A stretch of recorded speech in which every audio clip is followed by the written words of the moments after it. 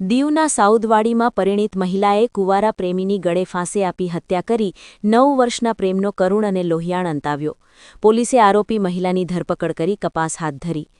કેન્દ્રશાસિત પ્રદેશ દીવના મેઘાવાડી સાઉદવાડી વિસ્તારના રહેવાસી જીવીબેન લખમણનો પુત્ર આશિષ ઉંમર 32 છેલ્લા 9 વર્ષથી 3 સંતાનની માતા વિજયા બારિયા નામની યુવતી સાથે પ્રેમ સંબંધમાં હોય અને આશિષ રાત્રે વિજયાના ઘર પર ગયેલ હોય અને આજે સવારે આશિષનો મૃતદેહ વિજયાના ઘરમાં પડેલ હોય તેવી જાણ તેમના પરિવારને થતાં તાત્કાલિક આશિષના પરિવારજનોએ દીવની કોસ્ટલ પોલીસને જાણ કરતા પોલીસ ઘટના સ્થળે પહોંચીને પરિસ્થિતિ જોઈને અચંબામાં પડી ગયેલ અને પોલીસે આશિષના પરિવારજનો સાથે તુરંત વિજયાના ઘરે પહોંચી ગયેલ અને સ્થળ પર મૃતદેહનું નિરીક્ષણ કરી આશિષના મૃતદેહનો કબજો મેળવી દીવ સરકારી હોસ્પિટલે ખસેડવામાં આવેલ. આ મોત શંકાસ્પદ જણાતા પોલીસ દ્વારા વિજયાની સઘન પૂછપરછ કરી પંચોની હાજરીમાં ઘટનાનું રીકન્સ્ટ્રક્શન પંચનામું કરી વિજયાએ જણાવેલ કે આશિષ સાથે રાત્રિના ઝઘડો થયા બાદ મેં ગળા ફાંસો આપી આશિષની હત્યા નિપજાવી છે. પોલીસ પણ વિજયાએ જણાવેલ વાત પરથી તેમની ધરપકડ કરી છે, પરંતુ પોલીસને વિજયાની વાત ગળે ઉતરતી ના હોય તેમ આશિષની હત્યા વિજયા એકલી કરી ન શકે. તેમની સાથે અન્ય પણ કોઈ સંડાવાયેલ હોય તેવી પોલીસને દ્રઢ આશંકા હોય પોલીસ હાલ વિવિધ દિશા તરફ તપાસ શરૂ કરેલ છે. જ્યારે આશિષના મૃતદેહને જૂનાગઢ મેડિકલ કોલેજ ખાતે પોસ્ટમોર્ટમ માટે ખસેડવામાં આવ્યો હતો. જ્યારે દીવ પોલીસે હાલ ભારતીય ન્યાય સંહિતાની કલમ 103(1) હેઠળ ફરિયાદ નોંધી આગળની કાર્યવાહી હાથ ધરેલ છે. દીવ વિસ્તારમાં પરિણીત પ્રેમિકાના ઘરે અપરિણીત પ્રેમીનો મૃતદેહ મળતા અનેક તર્ક વિતર્ક પર પોલીસ દ્વારા તપાસ હાથ ધરવામાં આવી છે કે આશિષની હત્યા પ્રેમિકાએ કરતા આ હત્યા પ્રકરણમાં અનેક રહસ્યો વણ ઉકેલ હોય તેવું પોલીસને દેખાઈ રહ્યું હોય પોલીસ દ્વારા ગીર સોમનાથ એફએસએલની મદદથી દરેક પાસાની ઝીણવટભરી તપાસ હાથ ધરેલ છે. ત્યારે હાલ આ ઘટના સમગ્ર દીવ વિસ્તારમાં ચર્ચાનો વિષય બનવા પામેલ છે. જ્યારે લોકોમાં એવી પણ ચર્ચા સાંભળવા મળે છે કે આ પ્રેમ પ્રકરણના બનાવમાં આશિષની હત્યા થઈ છે તેનું કારણ પ્રેમી અને પ્રેમિકા વચ્ચે ઝઘડો કે અન્ય કોઈ કારણ? કેમ કે 9 વર્ષથી આશિષને વિજયા સાથે આડા સંબંધ હોય અને આશિષ અપરિણીત હતો અને વિજયા પરિણીત 3 સંતાનોની માતા હતી. 9 વર્ષથી બંને વચ્ચે પ્રેમલીલા પાંગણી હતી. 9 વર્ષ બાદ પ્રેમિકાએ પોતાના પ્રેમીની હત્યા કરવા પાછળનું કારણ શોધવા હાલ દીવ પોલીસ તપાસ કરી રહી છે. જ્યારે દીવ પોલીસે જૂનાગઢ મેડિકલ કોલેજમાં પેનલ પીએમ કરાવીને રિપોર્ટ આવ્યા બાદ આ ઘટના પરથી પડદો ઉઠશે તેવું જણાવેલ હતું. પ્રેમિકા વિજયાના ઘરમાંથી મૃતદેહ મળી આવતા આ બનાવની પહેલા પ્રેમિકા વિજયાએ આત્મહત્યામાં ખપાવવાના પ્રયત્નો કર્યા, પરંતુ પોલીસે ઘટનાસ્થળનું નિરીક્ષણ કર્યા બાદ વિજયાની કડક પૂછપરછ કરતા વિજયા ભાંગી પડી અને વિજયાએ પોતાના પ્રેમી આશિષને ગળા ફાંસો આપી હત્યા કર્યાની એસપી સામે કબૂલાત કરતા પોલીસે તેમની ધરપકડ કરી હતી. વધુ પૂછપરછ અને ઠોસ સબૂત એકત્ર કરવા પ્રેમિકા વિજયાને દીવ નામદાર કોર્ટમાં પોલીસ રિમાન્ડની માંગણી સાથે કોર્ટમાં રજૂ કરેલ હતી. નામદાર કોર્ટે વિજયાના 5 દિવસના પોલીસ રિમાન્ડ મંજૂર કર્યા હતા. પોલીસને શંકા છે કે આશિષની હત્યા કરવામાં આવી છે તેમાં વિજયા સાથે અન્ય કોની સંડોવણી છે તેમજ 9 વર્ષથી બંને વચ્ચે પ્રેમ પ્રકરણ ચાલતું હોય તો હત્યા કરવાનું કારણ શું, કોના ઇશારે હત્યાને અંજામ આપ્યો તેવા અનેક સવાલો ઊભા થયા હતા. તેથી હવે 5 દિવસના રિમાન્ડમાં દીવ પોલીસ કેવા મોટા ખુલાસાઓ કરે છે તે જોવાનું રહ્યું. હવે વિજયાએ અપરિણીત પ્રેમી તેમને માનસિક અને શારીરિક ત્રાસ આપતો હતો અને ગુસ્સામાં આવું કઠોર પગલું ભરીને ખુશહાલ જિંદગીનો કરુણ અંત માત્ર સેકન્ડોમાં આણી નાખ્યો કે પછી આ હત્યા પાછળનું કોઈ અન્ય કારણ છે કે કોઈકને બચાવવા વિજયાએ આ ખૂનનો ઇલ્ઝામ પોતાના ઉપર લઈને અન્ય કોઈકને બચાવવા ગુનો કબૂલી લીધો છે. હવે પોલીસ આ ગુનામાં 5 દિવસની રિમાન્ડમાં અન્ય આરોપીની સંડોવણીના ઠોસ પુરાવા એકત્ર કરવામાં સફળ થાય છે કે પછી 9 વર્ષના પ્રેમનો કરુણ અને લોહિયાળ અંત માત્ર 9 સેકન્ડમાં આવતા અનેકો સવાલ ઊભા થાય છે.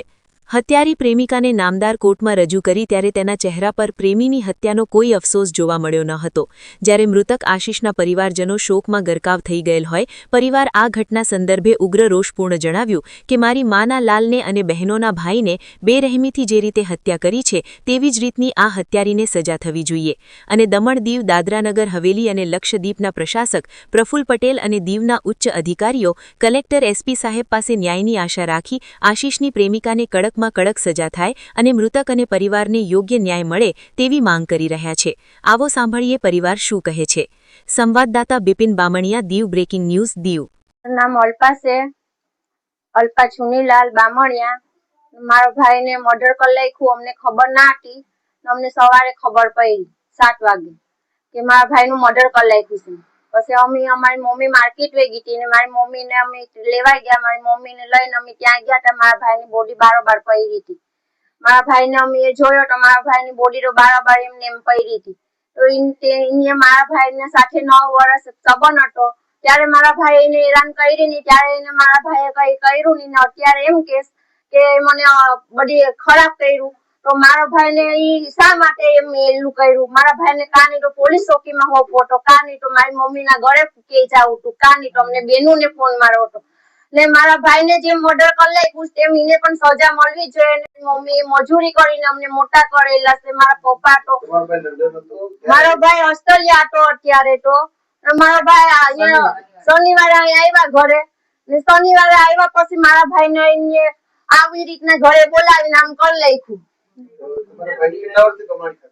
મારા ભાઈની અહીંયા 2.5 વર્ષ લંડન ની કમાણી ખાધી ને 1 વર્ષની કમાણી મારા ભાઈને અહીંની ખાધી મારી મમ્મીને કઈ આપ્યું નથી 1 રૂપિયો પણ મારી મમ્મીને આપ્યો નથી કે મારી મમ્મીને કોઈ દિવસ ત્યાંથી ફોન મારવા દેધો નહીં કે મારી મમ્મી ઉપરથી ને જીવે ઉડા લખ્યો અમને કોઈ બેનુને પણ ફોન માર્યો નહીં કે અમારી બેનુ સાથે પણ કોઈ દિવસ વાતચીત કરવા દેધી ને આ બાઈએ એટલે આ બાઈને અમે પપ્પુ પટેલ ને મોદી સાહેબ ને એસપી ને બધને કેસ કે અમને ન્યાય મળવો જ જોઈએ આ બાઈને સજા થવી જ જોઈએ અમારા બાપના દીકરા 2 હતા 7-5 હતા અને મારી માએ હાથ ઉખડીને અને હાથ મોનાને એલું કરીને મારી માએ પાડેલા મારો ભાઈ કુવારો છે મારા ભાઈને એને 9 વર્ષથી રાખ્યો ત્યારે મારા ભાઈએ એને બગાડી નહીં ત્યારે મારા ભાઈએ ગલત કર્યું પણ વિનંતી કરીએ કે જેમ મારા ભાઈનું મર્ડર કર્યું એને ઈ જગ્યાએ એને પણ સજા મળવી જ જોઈએ ને અમને પણ ન્યાય મળવો જ જોઈએ મારા ભાઈને જેવી રીતના મારી લેકો એમ એને પણ એને પૈસા ફાંસી મારા ભાઈને આપી દીધી ઘરે બોલાવીને મારો ભાઈ વિદેશમાં હતો એને ફોન મારીને બોલાવ્યો મારો ભાઈ 3 દિવસ પછી આવ્યો નહીં મારો ભાઈ કુવારો છે મારા ભાઈને એને 9 વર્ષથી રાખ્યો ત્યારે મારા ભાઈએ એને બગાડી નહીં ત્યારે મારા ભાઈએ ગલત કર્યું નહીં અત્યારે શા માટે મારા ભાઈને ગલત કરીને એકલીએ કર્યું નથી અમને ખબર છે કે એમાં બધી સામેલ છે ને મારા ભાઈને એમાં 4-5 જણાના હાથ હોઈ શકે ત્યારે આવું બની શકે અમદાવાદ પણ લેવા ગઈ હતી મારા ભાઈને 4-5 દી મારા ભાઈ સાથે કે અમદાવાદ પણ રોકાઈ મારા ભાઈને શોપિંગ કરાવી દીધું જી જોતું તે અપાવી દીધું ને અત્યારે મારા ભાઈને અહીંયા એવું રીતના કરી નાખ્યું તો સાહેબ અમે તો પપ્પુ પટેલ ને મોદી સાહેબ ને એટલી વિનંતી કરીએ કલેક્ટર સાહેબ ને બંને એસપી ને બંને એટલી અમે વિનંતી કરીએ કે મારા ભાઈના બદલામાં અમને એને પણ લ્યા અમને મળવો જ જોઈએ જેવી રીતના મારા ભાઈને એલું કર્યું એવી રીતના એને પણ સજા થવી જ જોઈએ ને અત્યારે આ કોઈ ગામમાં એને સજા ના આપે આજે કોઈ બીજા દીકરાને પણ આ બાય એવું કરીએ એ લોકો એવા જ ધંધા કરે ને એવા જ ધંધા કરીને એ લોકો ખાય એટલે અમે ઈ બાઈને 3 બેબી છે 15-20 વર્ષ થઈ ગયા ત્યારના એના વરને રાખતી જ નથી તે ગંગામાં રસોઈ બનાવવા જઈશ એટલે અમે સાહેબને વિનંતી કરીએ કે અમારા ભાઈનો અમને ન્યાય મળવો જ જોઈએ પપ્પુ પટેલ ને એસપી ને બધને અમે કહે કે અમારા બાપનો દીકરો છે તેથી આવીને લૂંટાઈ ગયો હતી બાંધવા બાયુને હતો પડે ની બાંધવા જાય તા બાયુને કેમ થાતી સબુડી વડે બાંધવા મારી માં જોને થાને હજારો તે કેમ દોડી